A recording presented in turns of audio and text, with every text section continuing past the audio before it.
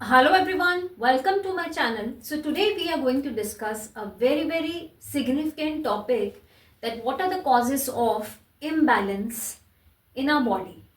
देखिए कुछ पेशेंट्स में मैं अक्सर देखती हूँ, जैसे एल्डरली लोग हैं या यंग पेशेंट्स में भी अक्सर कुछ सिम्टम्स होते हैं इम्बैलेंस के। जैसे वो बताते हैं कि हम सीधी लाइन में नहीं चल पाते, हमें हमेशा गिरने का डर रहता है, या कई बार हमें ऐसा है हम पैर कहीं रखते हैं जाता कहीं है, तो बॉडी का एक कोऑर्डिनेशन नहीं बनता है। तो इसके इम्बैलेंस के क्या मेजर कॉजेज हैं और क्या इसका what we have to do, क्या इसका क्योर है कि नहीं है, इसके रिगार्डिंग मैं आपसे थोड़ा सा शेयर करना चाहती हूँ।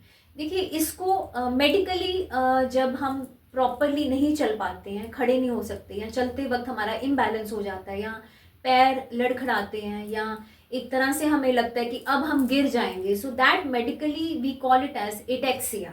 तो एटेक्सिया सबसे पहले इसके कुछ कॉजेज होते हैं। मेजर कॉज होता है एटेक्सिया का, ब्रेन का एक पार्ट होता है जिसको हम कहते हैं सेरिबेलम। तो सेरिबेलम में अगर ट्यूमर है, लेजन है, या स्ट्रोक हो जाए, या वहाँ पे कोई इस तरह की कोई और प्रॉब्लम हो, उसके साथ साथ जेनेटिकली भी ये प्रॉब्लम हो सकती है। और मेजर कॉज मल्टीपल स्क्लेरोसिस हो सकता है, ट्यूमर में हो सकता है। उसके साथ साथ सेरिबेलम का देखिए बहुत इंपॉर्टेंट रोल है जो मसल कोऑर्डिनेशन मेंटेन करना, यानी बॉडी का बैलेंस बनाए रखना। तो जब एटेक्सिया के कुछ फीचर्स आ जाते हैं तो वहाँ पे हम अक्सर देखते हैं तो पेशेंट जो है उसको बैलेंस करने में प्रॉब्लम है, उसका मसल कोऑर्डिनेशन नहीं बनता, और छोटी छोटी जो मोटर मूवमेंट्स हैं जैसे लिखना, चीज़ें उठाना, क्योंकि सेरिबेलम का काम ही मसल कोऑर्डिनेशन का है या मोटर स्किल्स का है, तो अगर वो ही अफेक्ट हो जाता है तो उसमें बड़ी मुश्किल हो जाती है। स्वालो करना, स्पीच में भी थोड़ा सा डिस्टर्बेंस आनी शुरू हो जाएगी, थोड़ी इंस्टेबिलिटी हो जाती है। तो ये सारे फीचर्स होते हैं।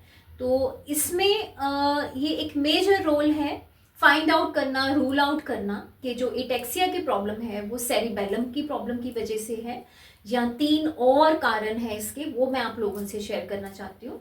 देखिए एटेक्सिया की प्रॉब्लम वहाँ पे भी हो सकती है जहाँ पे विटामिन B12 की डेफिशिएंसी है। विटामिन B12 जैसे मैंने पहले भी आपको बताया कुछ वीडियोस में कि B12 is a major one for nerves, but ये सिर्फ न्यूरोपैथी प्रॉब्लम नहीं क्रिएट करता इसी डेफिशिएंसी से, या मेमोरी लॉस भी हो सकता है। बट उसके अलावा अगर B12 की बहुत सिवियर डेफिशिएंसी हो जाए तो that can even cause imbalance in the body.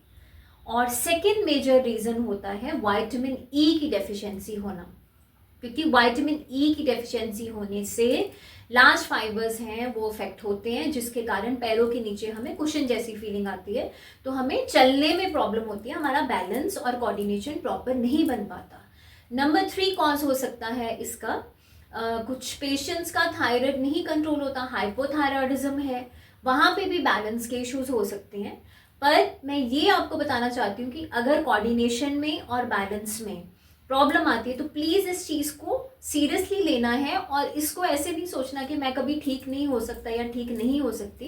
It is actually totally curable with the help of neurologist and a physiotherapist.